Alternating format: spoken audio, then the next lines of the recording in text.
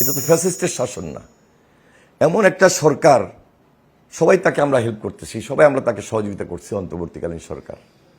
এবং এই সরকার একটা নিরপেক্ষ শান্তিপূর্ণ নির্বাচন করাবেন। এর মধ্যে আমাদেরকে খুব সজাগ এবং সতর্ক থাকতে হবে। যেটা হয়ে গেল ওসমান হাদি, তার পাশে থেকে এটা আইনশৃঙ্খলার অবনতি বলেন আর খুব সজাগ না হওয়ার কারণে বলেন, এটা বড় ধরনের অ্যাক্সিডেন্ট হয়ে গেল। তাহলে কারা এগুলা করছে? এটা তো খুব পরিষ্কার। যারা এই দেশে ফ্যাসিবাদ কায়েম করেছে, কর্তৃত্ববাদী শাসন করেছে, স্বৈরাচারী ভূমিকা অবতীর্ণ ছিল, একদলীয় এক ব্যক্তির শাসন করেছে, তারা এখন দেশ এবং দেশের বাইরে বসে ষড়যন্ত্র করতেছে এবং পার্শ্ববর্তী দেশে বসে করতেছে।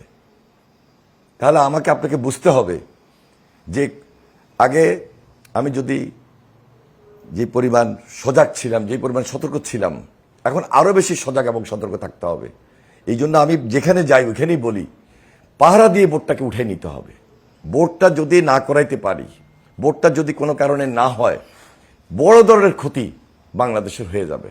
এই জন্য সকল রাজনৈতিক দল সবাইয়ের দায়িত্ব আছে।